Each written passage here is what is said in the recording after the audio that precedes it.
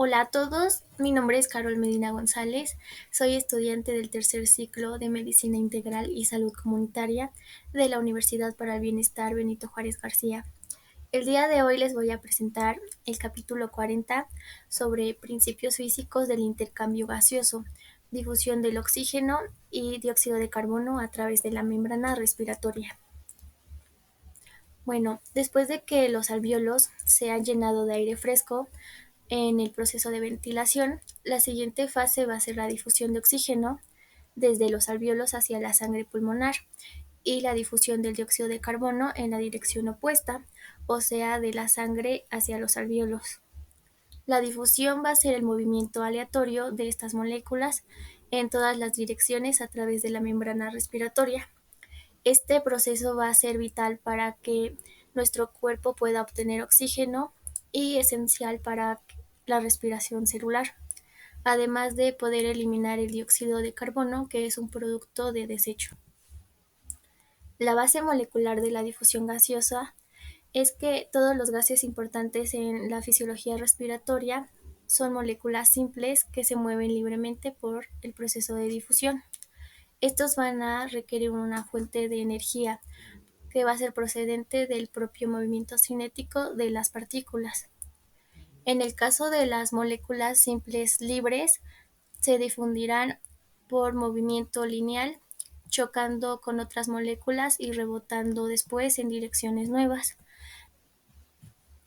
Difusión neta de un gas en una dirección, efecto de un gradiente de concentración.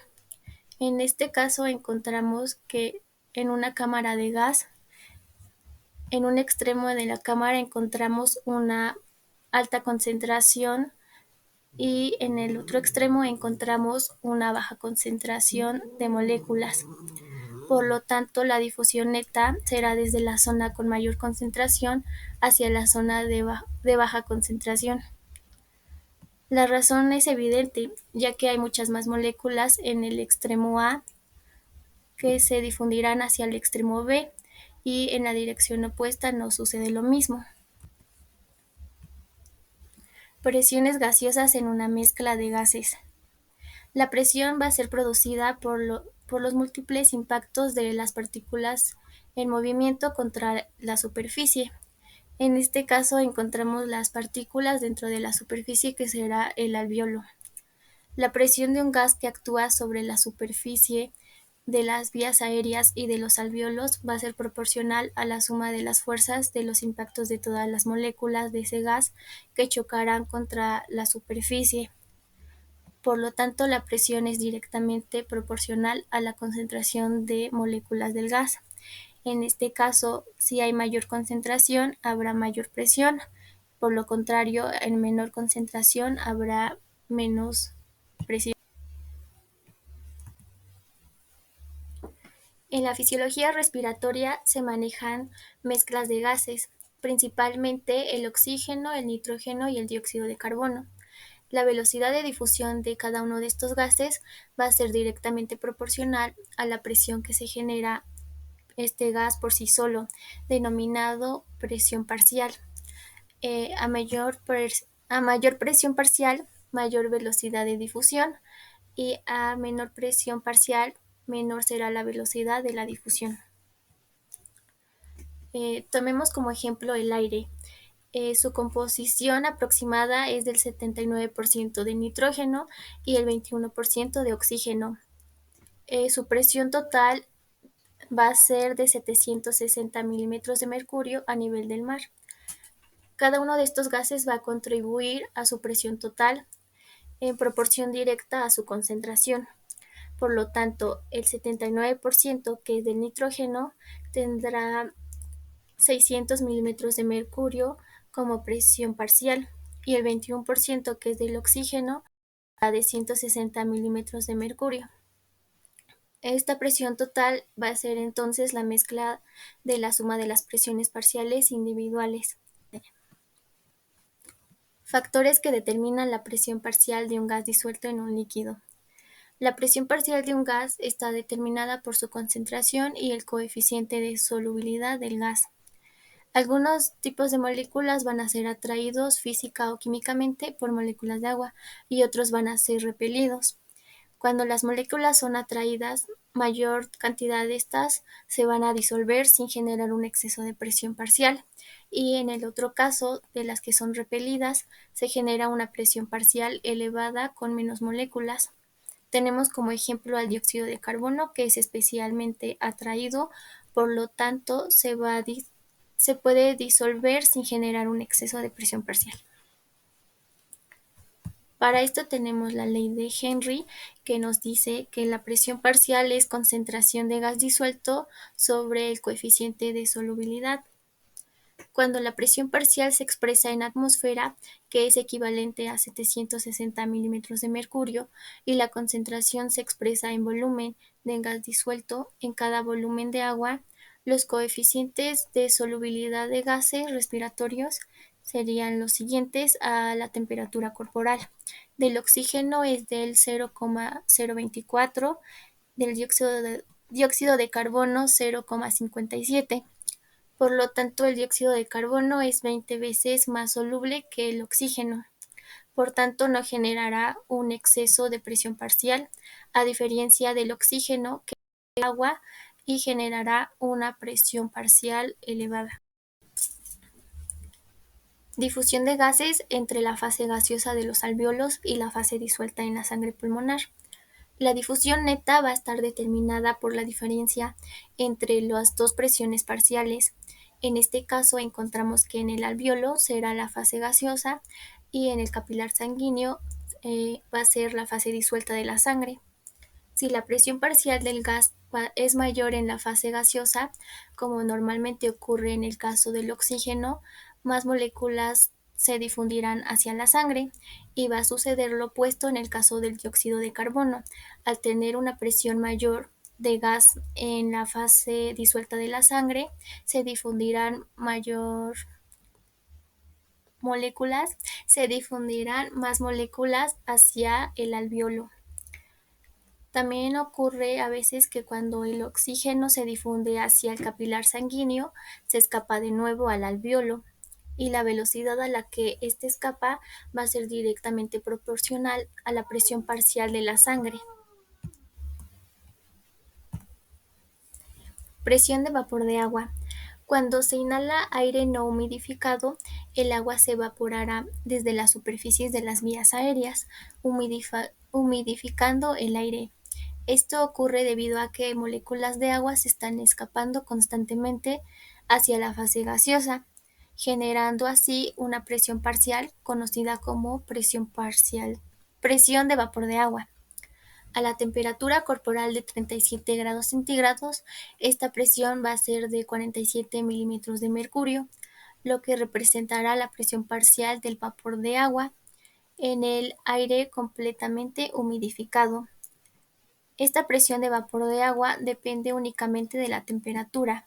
A mayor temperatura, las moléculas tendrán una mayor energía cinética y se escapan más fácilmente al estado gaseoso. Por ejemplo, a 0 grados centígrados la presión será de 5 milímetros de mercurio, y a 100 grados centígrados será de 760 milímetros de mercurio. Difusión neta de gases a través de líquidos.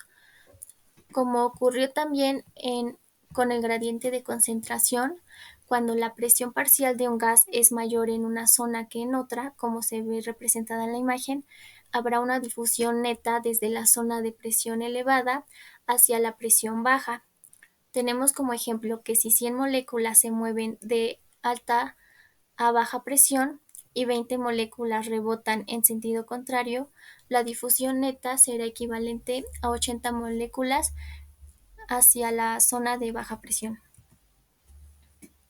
Cuantificación de la velocidad neta de difusión en líquidos. Entre los factores que influyen en la velocidad de difusión del gas en el líquido están la solubilidad del gas en un líquido, o sea que tanto se puede disolver, el área transversal del líquido, la distancia a través de la cual se debe difundir el gas, el peso molecular, la temperatura del líquido, y se ve representada en la fórmula. Las composiciones del aire alveolar y el aire atmosférico son diferentes. El aire alveolar es sustituido solo de manera parcial por aire atmosférico entre cada respiración. El oxígeno se absorbe constantemente hacia la sangre pulmonar y el dióxido de carbono está difundiendo constantemente desde la sangre pulmonar hacia los alvéolos. El aire atmosférico seco que entra en las vías aéreas es humidificado incluso antes de que llegue a los alvéolos. Humidificación en las vías aéreas. El aire atmosférico está compuesto casi totalmente por nitrógeno y oxígeno y tiene muy poco contenido de dióxido de carbono y vapor de agua. Cuando entra a las vías respiratorias, está expuesto a líquidos que recubren las superficies respiratorias e incluso antes de que entre a los alvéolos va a ser humidificado totalmente. La humidificación va a diluir la presión parcial. Por ejemplo, el oxígeno en el aire atmosférico tendrá 159 milímetros de mercurio y al estar humidificado pasará a 149 milímetros de mercurio. En el caso del nitrógeno pasa de 597 milímetros de mercurio a 563. El aire alveolar se renueva lentamente por aire atmosférico. El volumen de aire alveolar que es sustituido por el aire atmosférico nuevo en cada respiración es solo del 1 de 7 del total de manera aleatoria y tienen energía cinética. Estas respiraciones son necesarias múltiples inspiraciones para intercambiar la mayor parte del aire alveolar. Como se muestra en la imagen, en la primera parte encontramos un exceso de concentración en el alveolo y por último, en la 16ª respiración, encontramos aún un poco de esta concentración. Con una ventilación normal se eliminará aproximadamente la mitad del gas en 17 segundos. Concentración y presión del oxígeno en los alvéolos. El oxígeno se absorbe continuamente desde los alvéolos hacia la sangre pulmonar y también continuamente se respira oxígeno nuevo desde la atmósfera hacia los alvéolos. Cuanto más rápido se absorba el oxígeno, menor será la concentración en los alvéolos, y cuanto más rápido se inhale el nuevo oxígeno hacia los alvéolos, que es proveniente de la atmósfera, mayor será su concentración. Por lo tanto, la concentración del oxígeno en los alvéolos está controlada por la velocidad de absorción del oxígeno hacia la sangre y la velocidad de entrada de oxígeno nuevo de los pulmones por el proceso ventilatorio. Concentración y presión parcial del dióxido de carbono en los alvéolos. El dióxido de carbono se forma constantemente en el cuerpo y es transportado por la sangre hacia los alvéolos. Este se está eliminando continuamente de los alvéolos por el proceso de ventilación. La presión parcial del dióxido de carbono alveolar aumentará en proporción directa a la velocidad de la excreción del dióxido de carbono. También esta misma presión del dióxido de carbono disminuirá en proporción inversa a la ventilación pulmonar.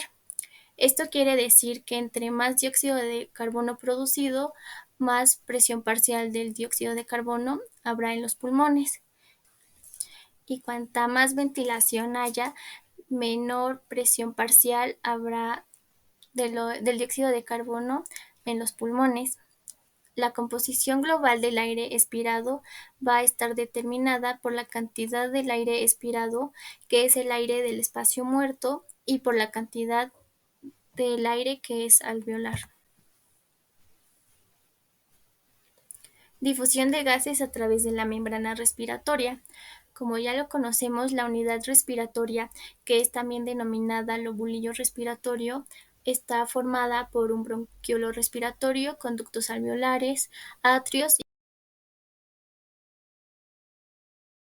millones que miden aproximadamente 0,2 milímetros y tienen paredes alveolares muy delgadas, y entre los alvéolos hay una red sólida de capilares interconectadas Capas de la membrana respiratoria. Esta está compuesta por una capa de líquido que contiene surfactante y que tapiza el alvéolo. Esto va a funcionar para reducir la tensión que existe en la superficie del líquido alveolar. El epitelio alveolar, que está formado por células epiteliales delgadas, una membrana basal epitelial, un espacio intersticial delgado entre el epitelio alveolar y la membrana capilar, una membrana basal capilar que en muchos casos se fusiona con la membrana basal del epitelio alveolar y la membrana del endotelio capilar. Factores que influyen en la velocidad de difusión gaseosa a través de la membrana respiratoria. Entre estos factores encontramos el grosor de la membrana, el área superficial de la membrana, el coeficiente de difusión del gas en la sustancia de la membrana y la diferencia de presión parcial del gas entre los dos lados de la membrana.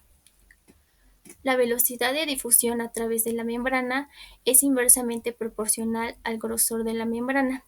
Por lo tanto, cualquier factor que aumente este grosor más de 2 o 3 veces al valor normal va a interferir significativamente en el intercambio respiratorio normal de los gases.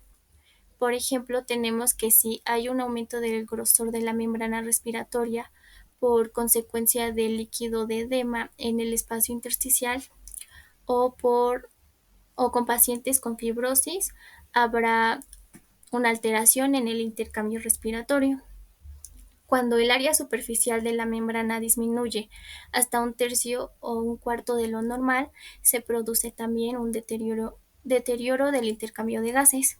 Esto puede suceder en el caso de resección de todo un pulmón, que reduce el área superficial total a la mitad de lo normal, o también en casos como enfisema pulmonar, que confluyen muchos alvéolos y desaparecen sus paredes alveolares. El coeficiente de difusión para la transferencia de cada uno de estos gases a través de la membrana respiratoria dependen de la solubilidad del propio gas en la membrana e inversamente de la raíz cuadrada del peso molecular del gas. En el caso del dióxido de carbono, que difunde aproximadamente 20 veces más rápido que el oxígeno, y el oxígeno difunde aproximadamente 2 veces más rápido que el nitrógeno. La diferencia de presión a través de la membrana respiratoria es la diferencia entre la presión parcial del gas en los alvéolos y la presión parcial del gas en la sangre capilar pulmonar. Por ejemplo, la presión parcial de un gas en alvéolos es mayor que en la presión en sangre. Se produciría así una difusión neta desde los alvéolos hacia la sangre. Y en el caso de que la presión parcial de un gas en sangre sea mayor que la presión en alvéolos, se va a producir la difusión neta desde la sangre hacia los alvéolos. Capacidad de la membrana respiratoria. El volumen de un gas que difunde a través de la membrana en cada minuto para una diferencia de presión parcial es de 1 milímetro de mercurio. Capacidad de difusión del oxígeno. En un hombre joven medio, la capacidad de difusión del oxígeno en condiciones de reposo es en promedio de 21 milímetros por minuto por milímetros de mercurio. La diferencia media de presión del oxígeno a través de la membrana respiratoria durante la respiración tranquila o normal es de aproximadamente 11 milímetros de mercurio. Por tanto, 230 mililitros de oxígeno difunden a través de la membrana respiratoria cada minuto, y esto es igual a la velocidad en la que el cuerpo en reposo utiliza el oxígeno. Aumento de la capacidad de difusión del oxígeno durante el ejercicio. La capacidad de difusión de este gas aumenta aproximadamente el triple de la capacidad de difusión en situaciones de reposo. Esto es por la apertura de muchos capilares pulmonares previamente cerrados o la dilatación adicional de capilares ya abiertos, que aumentará de esta manera el área superficial de la sangre hacia la que podrán difundir el oxígeno, y un mejor equilibrio entre la ventilación de los alvéolos perfusión de los capilares alveolares con sangre, denominado cociente de ventilación-perfusión. Durante el ejercicio, la oxigenación de la sangre aumenta no solo por el aumento de la ventilación alveolar, sino también va a depender de la mayor capacidad de difusión de la membrana respiratoria para que se pueda transportar el oxígeno hacia la sangre. Capacidad de difusión del dióxido de carbono. La capacidad de difusión del dióxido de carbono difunde a través de la membrana respiratoria con tanta rapidez que la presión parcial del dióxido de carbono de la sangre pulmonar no va a ser muy diferente a la presión parcial del dióxido de carbono de los alvéolos. Por lo tanto, esta diferencia media es menor a 1 milímetro de mercurio. Como sabemos que el coeficiente de difusión del dióxido de carbono es mayor aproximadamente 20 veces que el oxígeno, su capacidad de difusión del dióxido de carbono en reposo sería aproximadamente de 400 a 450 mililitros por minuto por milímetros de mercurio, y durante esfuerzo se podrían aproximar de 1200 a 1300 mililitros por minuto por milímetros de mercurio. Efecto del cociente de ventilación-perfusión sobre la concentración de gas alveolar. Los factores que determinan la presión parcial del oxígeno y la presión parcial del dióxido de carbono en los alvéolos son la velocidad de la ventilación alveolar y la velocidad de la transferencia del oxígeno y del dióxido de carbono a través de la membrana respiratoria. Hay muchas enfermedades pulmonares que en algunas zonas de los pulmones están bien ventiladas, pero casi no tienen un flujo sanguíneo, mientras que en otras pueden tener un flujo sanguíneo excelente, pero con una ventilación escasa o nula. Para esto se desarrolló un concepto cuantitativo para comprender el desequilibrio que existe entre el flujo sanguíneo y la ventilación, que es el cociente ventilación-perfusión y se expresa como VA sobre Q. VA expresa la ventilación alveolar y la Q la perfusión. Cuando la ventilación alveolar es normal, pero para el alveolo dado y la perfusión también es normal para el mismo alveolo, se dice que el cociente de ventilación-perfusión es normal.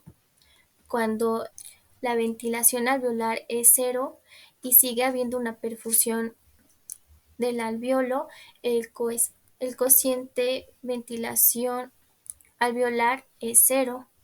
Cuando hay una ventilación alveolar adecuada, pero una perfusión cero, el cociente ventilación alveolar ventilación-perfusión es infinito.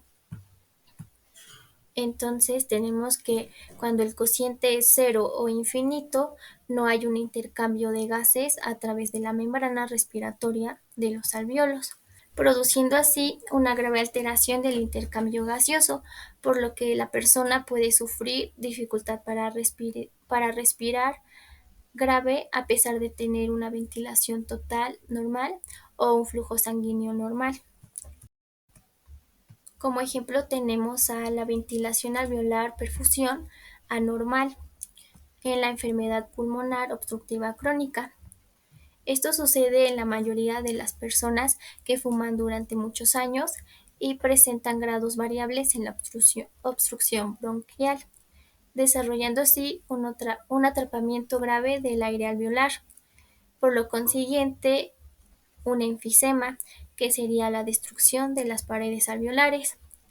Así, los fumadores producirían dos alteraciones que hacen que el cociente ventilación alveolar perfusión sea anormal. Ya sea que muchos bronquios pequeños están obstruidos, los alvéolos distales a las obstrucciones no están ventilados, dando lugar así a una ventilación alveolar perfusión, una ventilación-perfusión próxima a cero, o en las zonas del pulmón en las que las paredes alveolares han sido destruidas, sigue habiendo una ventilación alveolar. La mayor parte de la ventilación se desperdicia debido a que el flujo sanguíneo es inadecuado para transportar los gases sanguíneos.